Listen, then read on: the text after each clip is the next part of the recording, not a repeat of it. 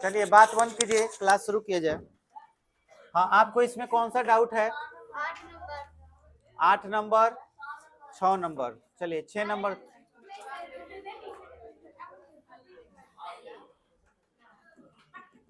Exercise 10.4 में question number 6 दिया हुआ है कि वेक्टर ए डॉट वेक्टर बी बराबर 0। यहाँ vector A dot vector B बराबर क्या है? 0।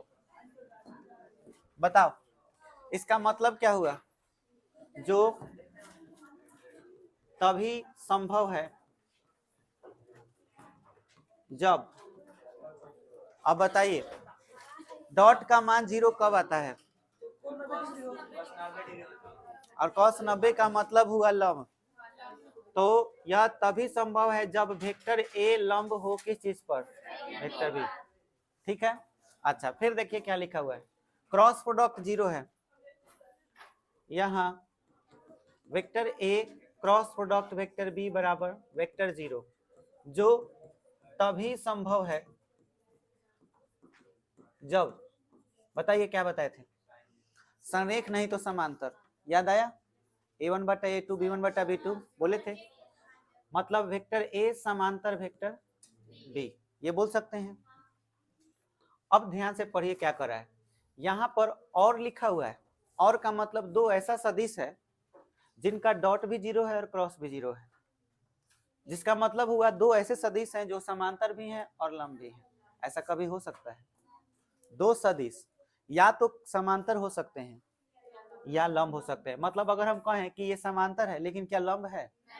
नहीं। तो हम इनमें से बोल सकते हैं कि कोई एक ही पॉसिबल है, या तो समांतर होगा या लंब होगा, दोनों एक साथ कभी भी नहीं होगा। पूछा क्या है देखते हैं।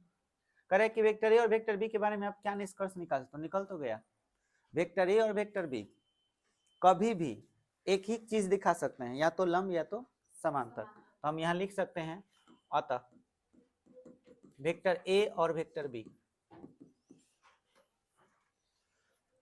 दोनों एक साथ लंब और समांतर, लंब और समांतर नहीं हो सकते हैं।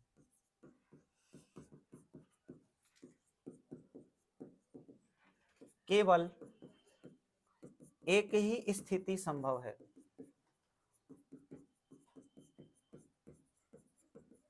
बोलो समझ में आया कि नहीं? यही निष्कर्ष हो गया आंसर।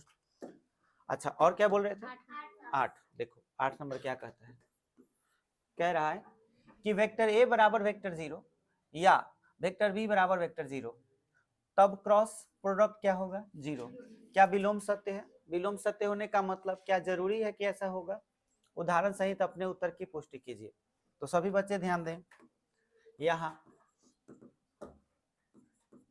वेक्टर ए बराबर वेक्टर 0 अथवा वेक्टर बी बराबर वेक्टर 0 हो तो वेक्टर ए उसके बाद क्या है? क्रॉस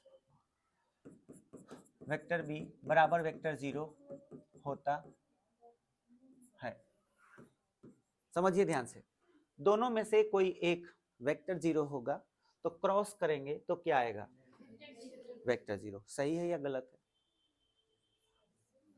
सही है, बिल्कुल सही है।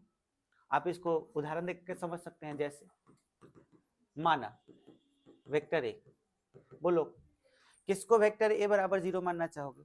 इसको मान लो तो 0 आई कैप प्लस 0 जे कैप वेक्टर 0 है। देखो अथवा, अथवा मतलब जानते हो ना, कोई एक, कोई एक। तो अगर ये 0 होगा तो क्या ये 0 होगा? तब वेक्टर बी बराबर कुछ मान लो अपने मन से, लेकिन 0 नहीं होना चाहिए। जैसे I cap plus J cap plus K cap is not equal to vector 0, तब vector A cross vector B, जब क्रॉस कराओगे तो डिटर्मिनेंट में लिखोगे I cap J cap K cap, A वाला लाइन 0 0 0, इसका लाइन 1 1 1। बोलो सॉल्व करोगे तो क्या आएगा? 100% वेक्टर 0 आएगा। बोलो इसका बात सही हो गया। लेकिन अब विलोम की बात करें, विलोम, विलोम सत्य होगा कि नहीं? तो विलोम का मतलब हुआ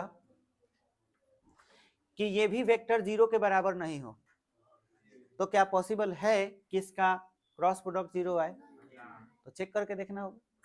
मान के चलो वेक्टर ए माना, ऐसा करते हैं कि वेक्टर बी जैसे कि तैसे रहने दे रहे हैं और वेक्टर ए के जगह पे रख दे रहे हैं जैसे 2i cap plus 2j cap plus 2k cap. हो गया? अच्छा, उस कंडीशन में हो सकता है कि नहीं? अच्छा, वेक्टर बी बराबर क्या चीज? i cap plus j cap plus k cap. अब गौर से देखिए, ये भी वेक्टर 0 नहीं है, ये भी वेक्टर 0 नहीं है, पर इनका क्रॉस निकाल के देखिए। Vector A cross vector B बराबर i cap j cap k cap. पहला लाइन 1 1 1, अच्छा 2 2 2 2 2 1 1 1। आप पढ़ चुके हो कि R2 बराबर क्या है, और किसी भी सारणिक में R2 बराबर नहीं, सॉरी, अनुपात R3 बटा R2, R3 बटा R2 कितना के बराबर है? आपको याद होगा सारणिक में अनुपात बराबर हो या पंक्ति बराबर हो, सॉरी पंक्ति के अवयव बराबर हो या उनके अनुपात बराबर हो, तो सारणिक का मान क्या होता है? 0। तो बताइए इस सारणिक का मान क्या होगा? तो vector A cross vector B बराबर वेक्टर 0 आएगा कि नहीं आएगा? आएगा। और सवाल वाला कह रहा था कि अगर ये 0 के बराबर नहीं हो, है ना, तो कभी भी इनका सदिश गुणन 0 नहीं आएगा, पर हमारा आ गया। तो विलोम सत्य है कि असत्य है? तो हम लिख सकते हैं कि अतः विलोम क्या है? असत्य है। उदाहरण से हम बता दिए स्पष्ट करके। बोलो क्लियर हो गया? हो सकता है कि 0 नहीं आए, हो सकता है 0 आ भी जाए, तो दोनों पॉसिबिलिटी है। बोलिए क्लियर हो गया? और कोई सवाल आए? 2 नंबर, 2 नंबर देखिए क्या कह रहा है। सदिश 2 को दिया हुआ है कि लंब दिशा में मात्रक सदिश। तो पहला बात कि आप इसको क्या मान लीजिए? Vector A plus vector B बराबर, चलिए जोड़ते हैं। ए का मान नजर आ रहा है, तो 3 और 1 मिलके कितना? 4i कैप हो जाएगा। फिर देखिए 2 और 2 कितना हो जाएगा? 4j cap. फिर 2 और -2 तो क्या हो जाएगा? 0 हो गया, तो लिखने की जरूरत नहीं है। अब वेक्टर बी, यहाँ पे अब माना लिख सकते हैं vector A minus vector B, घटा लेते हैं। 3 से 1 घटा लीजिए, 2i कैप। अच्छा, उसके बाद 2 से आप 2 घटा लीजिए, 0 हो जाएगा। फिर 2 से -2 घटा लीजिए, प्लस 4k कैप हो गया। अब कह रहा है कि लंब दिशा में मात्रक सदिश, तो पहले लंब दिशा में सदिश निकाल लो।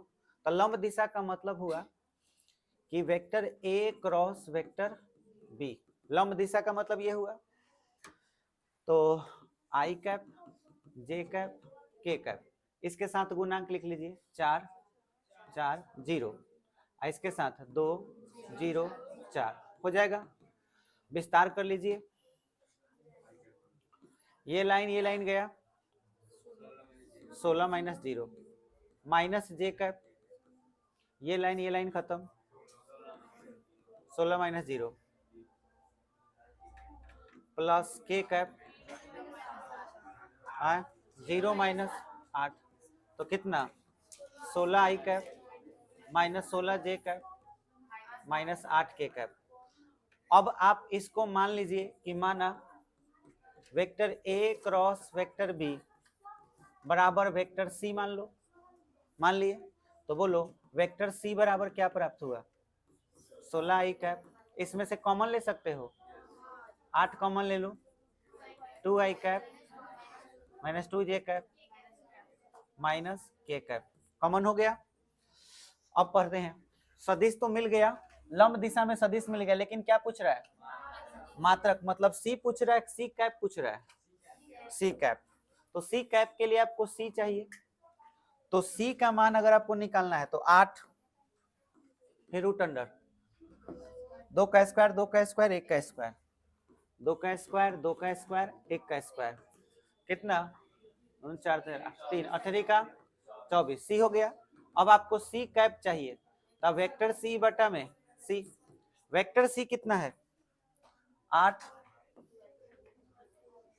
2 आई कैप माइनस 2 जे कैप माइनस के कैप बटा में सी का मान 24, काट दीजिए 18 का 24 अलग अलग, 2 बटा 3 आई कैप माइनस 2 बटा 3 जे कैप माइनस 1 बटा 3 के कैप, आंसर हो गया। कॉमन नहीं भी लोगे तो भी यही आएगा, सेम। समझ में आया? कॉमन लेने से थोड़ा आसान हो जाएगा, और क्या। और बोलिए, और किसी को कोई डाउट? खत्म?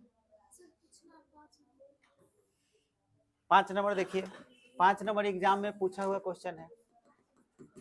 देखिए क्या कह रहा है, लैम्डा और म्यू ज्ञात कीजिए।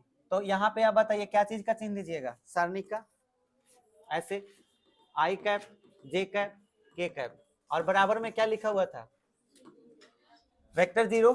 चलिए पहला लाइन में क्या लिखेगा, 2 6 27, 2 6 27 हो गया, सॉरी पहला लाइन तो आई जे के हो गया, दूसरा लाइन में 2 6 27, तीसरा में 1 लैम्डा म्यू, 1 लैम्डा म्यू। चलिए विस्तार कर लीजिए, आई कैप ये लाइन खत्म, तो 6 म्यू माइनस 27 लैम्डा, फिर माइनस जे कैप 2 म्यू माइनस 27, फिर प्लस के कैप ये लाइन गया 2 लैम्डा माइनस 6 बराबर में वेक्टर 0। चलिए आई कैप जो कहते हो इसको 6 म्यू माइनस 27 लैम्डा लिख लीजिए, माइनस को अंदर भेज सकते हो तो प्लस जे कैप, पहले 27 अब बाद में माइनस 2 म्यू हो सकता है, फिर plus K cap 2 lambda minus 6। अब इसको 0 आई कैप प्लस 0 जे कैप प्लस 0 के कैप लिख सकते हो, आई कैप के साथ जे कैप के साथ, लेकिन इसमें म्यू और लैम्डा दोनों है, 2 2 चर राशि, लेकिन इसमें केवल क्या है म्यू। तो अच्छा रहेगा कि हम जे वाला जे के बराबर कर दें, तो 27 माइनस 2 म्यू किसके बराबर 0 के बराबर, और इधर 2 लैम्डा माइनस 6 किसके बराबर 0 के बराबर, तो लैम्डा बराबर 6 बटा में 2 कितना आ गया 3, आंसर। और इधर 2 म्यू इधर आ जाएगा तो म्यू बराबर 27 बटा में 2, तो भाग दे सकते हो या इतना ही आंसर लिख सकते हो, आंसर। बोलो और किसी को कोई डाउट?